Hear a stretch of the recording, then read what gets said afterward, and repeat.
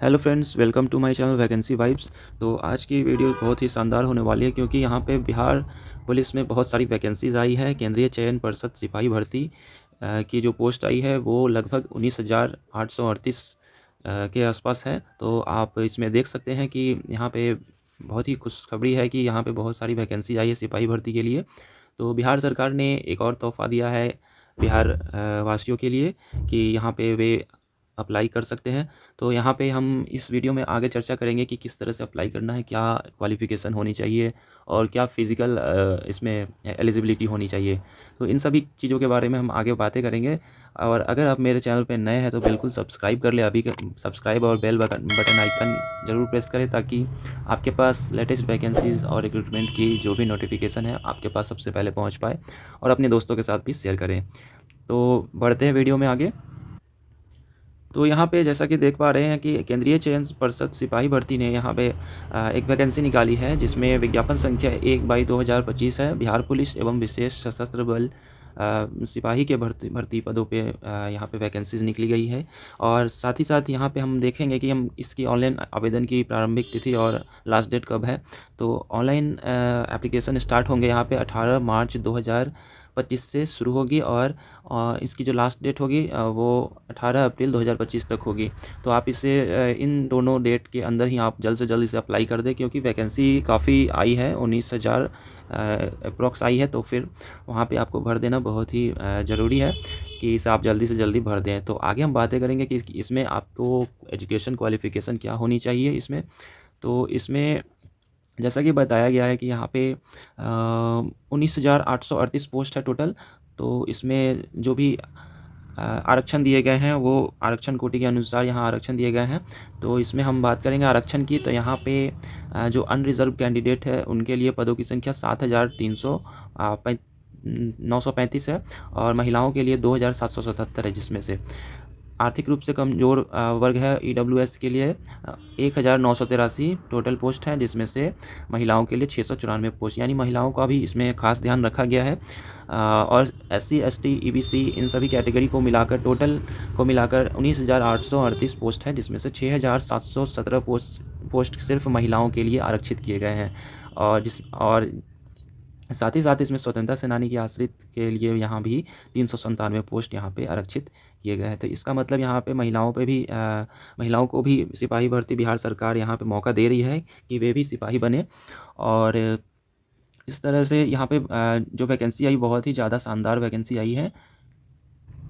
अब बात कर लेंगे हम यहाँ पे कि सिपाही भर्ती के लिए क्या पात्रता आपकी होनी चाहिए। यहाँ पे आप इंडियन सिटीजन होने चाहिए, भारतीय नागरिक होने चाहिए और आपकी जो शारीरिक मापदंड है फिजिकली क्या क्या होना चाहिए आपको, या ये आप इस वीडियो के माध्यम से जानेंगे।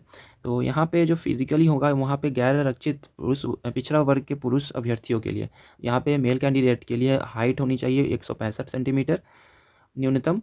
और यहाँ पे न्यूनतम बिना फुलाए सीना जो है वो आपका चेस्ट बिना फुलाए 81 सेंटीमीटर और फुलाकर 86 सेंटीमीटर। तो इस तरह से जितनी भी सारी दी गई है वो कैटेगरीज वाइज दी गई है यहाँ पे। तो आप इसे आप देख सकते हैं इनकी ऑफिशियल वेबसाइट के थ्रू और अधिक जानकारी आप वहाँ से भी ले सकते हैं। यहाँ पे एक और बात बताई गई है कि सभी वर्गों की महिला अभ्यर्थियों के लिए न्यूनतम वजन 48 किलोग्राम होना आवश्यक है। तो 48 किलो के न्यूनतम होनी चाहिए महिला की जो वज़न है, जो वेट है। अब हम बात करेंगे यहाँ पे कि उनकी एजुकेशन क्वालिफ़िकेशन क्या होनी चाहिए इस पद को भरने के लिए सिपाही भर्ती। तो सिपाही पद के लिए जो शैक्षणिक योग्यता है वो 10+2 उत्तीर्ण यानी 12th पास या बिहार राज्य के मदरसा बोर्ड द्वारा निर्गत मौलवी प्रमाण पत्र या बिहार राज्य से के संस्कृत बोर्ड द्वारा निर्गत शास्त्री अंग्रेजी सहित आचार्य प्रमाण पत्र राज्य सरकार द्वारा यानी यहाँ पे 10+2 यहाँ पे मेन है। यहाँ पे 12th पास के अभ्यर्थी भर सकते हैं और उम्र सीमा उनकी क्या होनी चाहिए वो हम यहाँ आगे देखेंगे। तो उम्र सीमा यहाँ पे जो बताई गई है वो न्यूनतम 18 साल, मिनिमम 18 और मैक्सिमम 25 साल होने चाहिए। तो इसमें अब पिछड़ा कोटि के लिए यहाँ पे अधिकतम 27 होनी चाहिए और न्यूनतम 18 साल। अब पिछड़ा वर्ग एवं अत्यंत पिछड़ा वर्ग कोटि की महिलाओं के लिए यहाँ पे 18 से 28 साल की एज होनी चाहिए। उसके साथ ही साथ अगर हम देखें कि अनुसूचित जाति जनजाति के लिए अधिकतम उम्र सीमा में 5 वर्षों का रिलैक्सेशन यहाँ पे दिया गया है और न्यूनतम 18 होना चाहिए उनके लिए और अधिकतम 30 साल होना चाहिए अनुसूचित जाति और जनजाति के लिए। तो यहाँ पे देख सकते हैं कि कैटेगरी वाइज यहाँ पे आयु सीमा में छूट दी गई है, तो आप इसे अपने अकॉर्डिंग भर सकते हैं। आरक्षण का लाभ लेने के लिए आपको यहाँ पे आरक्षण प्रमाण पत्र, यहाँ पे जाति प्रमाण पत्र आपको यहाँ पे आपके पास होना चाहिए, और जो बिहार राज्य के मूल निवासी हैं उनको जाति के आधार पर आरक्षण दिया जाएगा।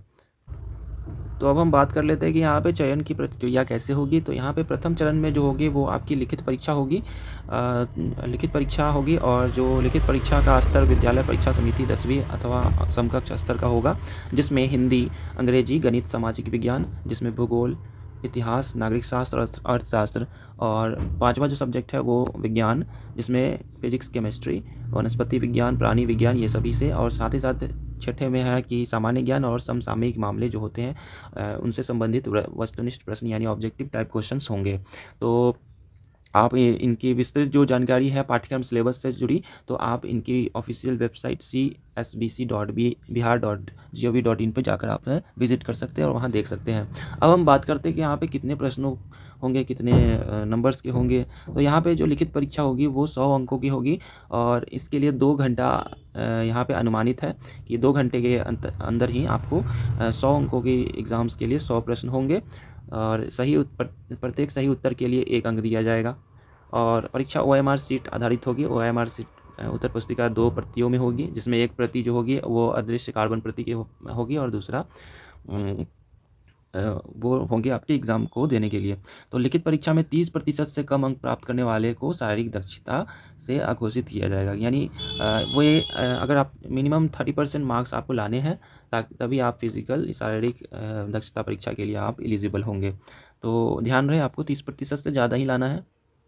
परीक्षा का दूसरे चरण में शारीरिक दक्षता परीक्षा होगा, जो PET होगा, फिजिकल टेस्ट होगा। तो यहाँ पे लिखित परीक्षा के आधार पे उम्मीदवार को शारीरिक दक्षता, यानी जैसा कि ऊपर में बताया गया कि 30% मिनिमम होना चाहिए, नहीं तो आप डिस्क्वालीफाई हो जाएंगे। तो यहाँ पे महिला अभ्यर्थियों को शारीरिक दक्षता परीक्षा के समय गर्भवती न होने का घोषणा पत्र भी देना अनिवार्य होगा। तो ये सभी देख लेंगे आप इसकी नोटिफिकेशन में, वैसे मैंने जानकारी दे ही दी है, और आप इनकी ऑफिशियल वेबसाइट है उसके माध्यम से भी और भी अधिक जानकारी ले सकते हैं।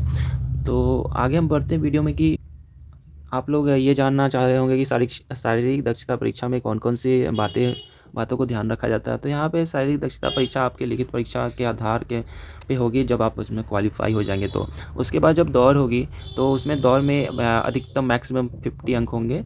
अगर आप सभी कोटि के पुरुषों के लिए 1 मील यानी लगभग 1.6 किलोमीटर और अधिकतम 6 मिनट में यहाँ पे आपको ये कवर कर लेना है। 5 मिनट से कम समय में आप करते तो 50 अंक मिलेंगे, यानी 5 मिनट से कम समय में आप 1.6 किलोमीटर दौड़ जाते हैं तो फिर 50 अंक निर्धारित किए जाएंगे।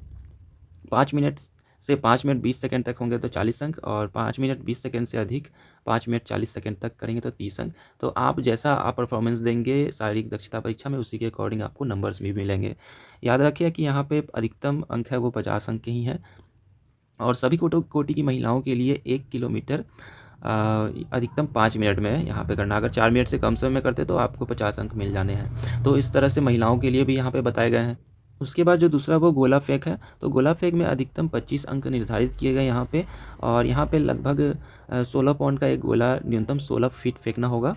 16 फीट से 17 फीट तक फेंकते हैं तो यहाँ पे 9 अंक निर्धारित किए जाएंगे। और सभी कोटि की महिलाओं के लिए अलग है, यहाँ पे 12 पाउंड का गोला फेंकना है महिलाओं को 12 फीट। ओके, साथ ही साथ यहाँ पे हाई जंप भी है, तो यहाँ पे ऊंची कूद है, यहाँ पे उसके लिए 25 अंक निर्धारित किए गए हैं। तो यहाँ पे 4 फीट पुरुषों के लिए न्यूनतम 4 फीट हाइट से लॉन्ग जंप हाई जंप करना है यहाँ पे, और जिसमें जो अंक है वो 25 अंक अधिकतम निर्धारित किए गए हैं। और महिलाओं के लिए न्यूनतम ऊंचाई 3 फीट यहाँ पे ऊंची कूद के लिए निर्धारित किए गए हैं। तो इस तरह से एग्ज़ाम्स में जो 2 चरण हो गए, और तृतीय चरण में यहाँ पे दस्तावेज सत्यापन जो डॉक्यूमेंट वेरिफिकेशन होगा वो होगा। तो आपको जब शारीरिक दक्षता में सफल होंगे तभी आपका डॉक्यूमेंट वेरिफिकेशन होना है। तो यहाँ पे डॉक्यूमेंट वेरिफिकेशन में वही वेरिफिकेशन होगा जो आपने रजिस्ट्रेशन करते समय आपने डाले हैं। और साथ ही साथ अगर आप आरक्षण का दावा करते हैं तो आपको उसके लिए जाति प्रमाण पत्र यहाँ का प्रमाण पत्र होना चाहिए। तो इस तरह से आपके डॉक्यूमेंट वेरिफिकेशन हो जाएंगे और उसके बाद लास्टली यहाँ पे मेगा सूची तैयार की जाएगी इसी के अकॉर्डिंग। तो जो भी मेगा सूची में आए सफल अभ्यर्थी होंगे उसको इनकी ऑफिशियल वेबसाइट पे यहाँ पे लिस्ट जारी कर दिए जाएंगे। और यहाँ पे हम बात करेंगे कि आवेदन शुल्क कितनी लगेगी। तो यहाँ पे अलग अलग कोटि के लिए अलग अलग यहाँ पे आवेदन शुल्क लगेंगे। जैसा कि अनुसूचित जाति जनजाति के लिए यहाँ पे 180 रुपये और राज्य के मूल निवासी सभी वर्ग या कोटि की महिला अभ्यर्थियों के लिए भी 180 रुपये यहाँ पे लगेंगे। ट्रांसजेंडर अभ्यर्थियों के लिए भी 180 रुपये। शेष सभी अभ्यर्थियों के लिए यहाँ पे 675 रुपये लगेंगे। शेष सभी अभ्यर्थियों के लिए यहाँ पे 675 रुपये। तो इस तरह से आप देख सकते हैं कि इनकी आवेदन शुल्क कितनी है। ऑनलाइन आवेदन की प्रारंभिक तिथि 18 मार्च है और लास्ट डेट है इसकी 18 अप्रैल। तो आप इन दोनों डेट के अंदर आप यहाँ पे ऑनलाइन आवेदन इनकी ऑफिशियल वेबसाइट csbc.bihar.gov.in पर जाकर वहाँ पे आप ऑनलाइन फॉर्म फिलअप करेंगे। बाकी की विस्तृत जानकारी आप इनकी ऑफिशियल वेबसाइट पे जाकर आप इनकी PDF नोटिफिकेशन को आप पढ़ के और अच्छे से आप वहाँ पे भर सकते हैं। इसमें स्टेप बाय स्टेप बताया गया है कि किस तरह से भरना है। तो ये थी आज की नोटिफिकेशन जो बिहार पुलिस चयन बोर्ड ने निकाली है। तो यहाँ पे आप इसे जल्द से जल्द अप्लाई कर दें और यह काफ़ी अच्छी खासी वैकेंसी आई है, 19,838 पोस्ट। वीडियो आपको कैसा लगा ये ज़रूर बताएं और अपने दोस्तों के साथ भी शेयर करें और मेरे चैनल को ज़रूर से ज़रूर सब्सक्राइब करें। मिलते हैं तब तक के लिए नेक्स्ट वीडियो में। Happy learning.